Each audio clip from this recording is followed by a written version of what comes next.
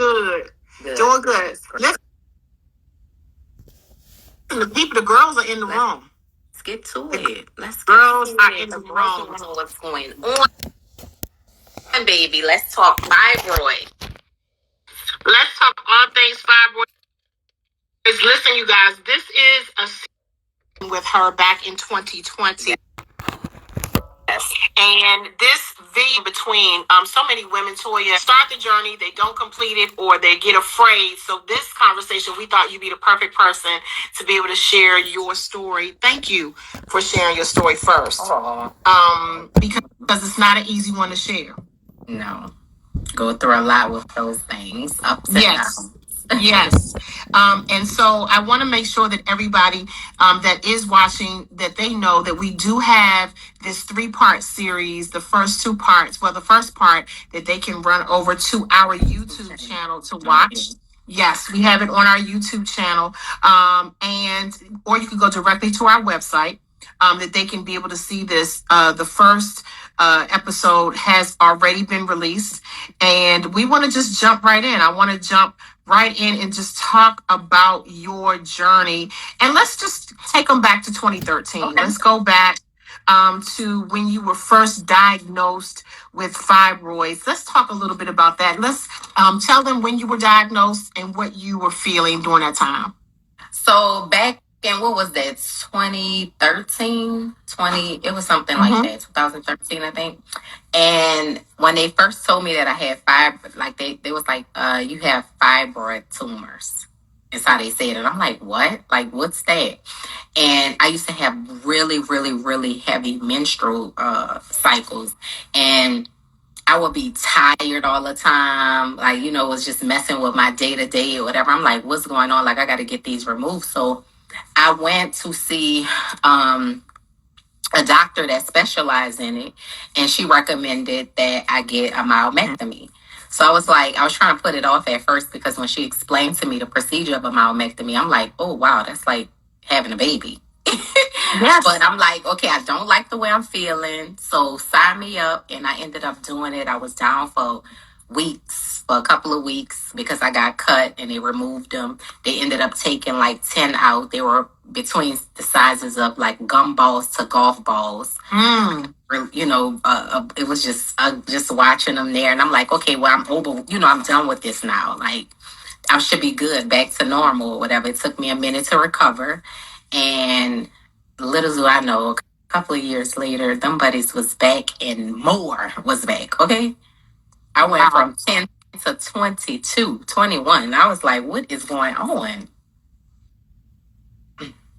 And so when you found out that you had the fibroids and you were told that you had to do the myomectomy, what made you wait so long to make the decision? Well, when they explained to me, it was between a myomectomy or a hysterectomy.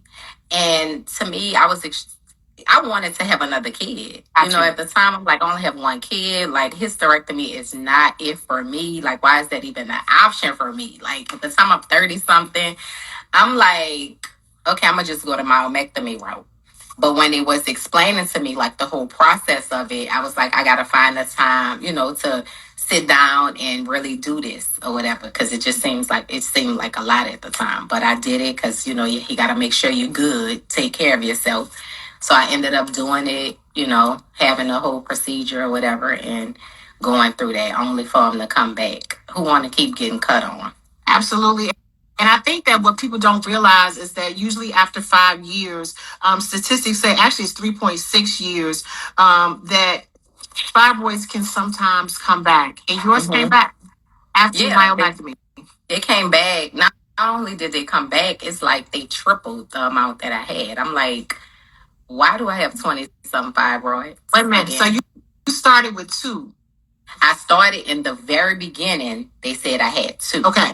Then when I had the procedure, I guess by the time I decided to have the myomectomy, they removed like 10 of them. Okay. And then after removing them, come to find out I got 21. Like, what was it? 21, 22, something like that. I'm like, this is crazy. Like, I just went through this whole procedure of getting them removed. Like, who want to keep going through that? Yeah, and it could be very stressful. I know, Stressful. a lot of women who end up with fibroids, especially having multiple diagnoses because of the time lapse, can develop a certain amount of depression or anxiety. I want you to tell us a little bit about how you were able to cope with that. I think what it does is it kind of messes up your quality of life, because things that you do when you're a person that's on the go all the time, you're tired. You don't have the energy to do nothing because you're drained. And well, in my case, I was anemia too, so Okay. I was losing so much blood. Like I had to get, before I ended up having my new procedure, which was the procedure that I just had a couple of months ago, the UFE procedure, I had to get a blood transfusion. So it's just a lot that goes into that, and we don't talk about it enough. When people do talk about it, the first thing they say is myomectomy or hysterectomy. They never really talk about other options. It's like they don't exist. Right. So Right. And so, speaking of options, for those that are jumping on tonight, I do want to welcome you to Toya's platform. And we are so thankful here at the USA Fibroid Centers that she has decided to share her journey with fibroids. Here at the USA Fibroid Centers, we do a procedure that is minimally invasive, meaning that you do not have to go into any kind of surgery. Let me repeat that. Is a minimally invasive procedure that we do here at the USA Fibroid Centers called the UFE. Everybody say it after me. UFE. And the UFE. I feel so much better since having that procedure. Like, for real. I was just amazed at how, like, I remember posting that I had the surgery, because in my mind, I'm like, okay, I'm about to be down for a while. After removing all of those, shrinking all of those fibroids, I'm like, I'm gonna be down for a while. I just had this procedure done. I felt like myself within the next 2 days. I'm like, I'm just doing everything normal again. My mother-in-law, like, you need to slow down. You just had a procedure. Like, within a week, I was doing a photo shoot. I'm back to normal. Like, I'm like, well, I need to slow down. Like, maybe I'm just doing too much. But I just felt so much better, like, instantly. Right. The first day you go through the pain, from them, the procedure that they do with them shrinking it and going through your veins and stuff like that, so you feel that because they're shrinking in your body. Yes. And you feel like the crampy feeling, but after that it's like normal. Yes, and I want to just take them through that part of your journey, because I think that so many women, as educated as we are, I mean, we know everything, girl. We got the school of YouTube, right? So we can go online and find out anything we want to know. We can find out how to cook, clean, what restaurants are hot. So certainly people are doing their research, right? But I think that sometimes hearing it from the mouth of someone who has experienced it is even better, right? So I want you to just tell them how easy it was. I heard you say you were back, to your normal stuff in 2 days. But for the UFE, which is the uterine fibroid embolization, this is one of the options that doctors give. And sometimes they don't give that option because of the fact, well, there are a lot of reasons why they don't give it. Sometimes it's because, they prefer to have you to do something more invasive, because that means that you're in the hospital a little longer. Of course, we know that more means money. more money. So were you offered another procedure other than from your doctor, other than myomectomy? Like, were you offered hysterectomy? Were you offered ablation? Like, tell us that part. Offered both again. Like, okay. It's those are the two options I was offered both times. Like, when I went in again, like, I really I just cannot believe this is back. I was offered the myomectomy again, or the hysterectomy. Like, if you basically, if you're tired of going through this, I suggest you go this route. But I don't want to do that. Like, I may want to have more kids. Like, my husband want more kids, so it's like, no. And then I don't want to be getting cut up on. Like, what else do you have for me? Right. And especially being a public figure, I mean, it's, when is it a good time? I always tell people it's never a good time to say goodbye, and it's never a good time to get a surgery, right? It's just just never a good time.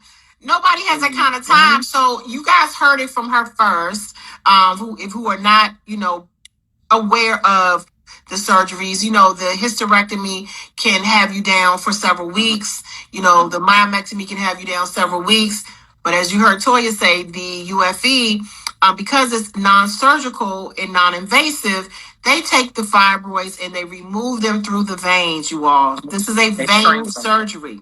Yes. And so I know you're like, how in the world can this, I got all of this, you know, these growths inside of me. How do they come through the veins? Well, the fibroid is connected, it's connected to a blood source. And so what they do is they pretty much, and I'm giving it to y'all in non-doctor terms. So y'all, I'm not a doctor, a medical doctor, but I want just to kind of break it down. So they remove the fibroid in a way where they kind of suffocate the vein, if you will.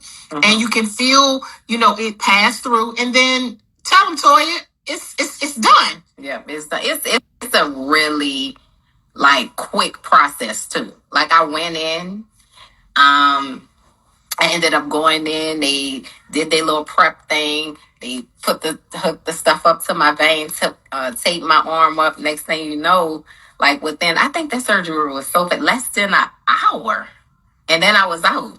I was like, oh, that was just so quick. Yeah, it was quick. Yes, it's a fairly quick procedure, and the downtime, as you said, the downtime. I would say, you know, everybody. I would say this: everybody's body is different.